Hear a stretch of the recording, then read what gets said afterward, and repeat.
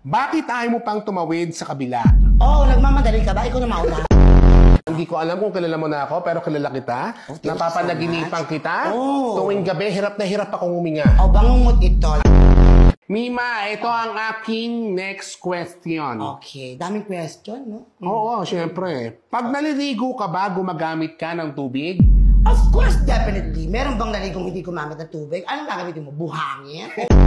Oh my God. Tinatanong ko lang, Mima. Hindi, yung katotohanan. Yes. Pag sinabi naligo ka, Oh. pag sinabi naghugas ka, Oh. dahil ang pagsasabi ng kung anong gusto ko, baka hindi mo magustuhan. Because a person can feel the person in front of him. Bobo ang hindi nakakaramdam ng kanyang kaharap. Eh, paano ako? Anong pakiramdam mo Well, sa akin? matalino ka katulad ko.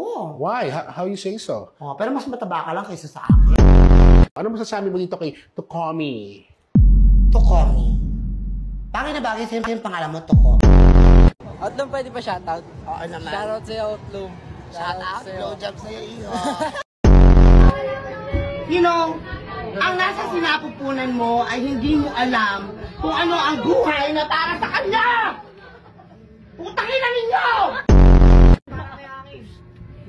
Okay, magulo dyan ha. Para buksan yan. Hanggang pinapakiusap. Buksan yan, Lalong lang buksan yan. pumigil. Oy, yan. Pag naihampas ko sa yung keyboard, kaya kong bayaran yung keyboard, pero ikaw Buksan hindi yan. ka nagagaling.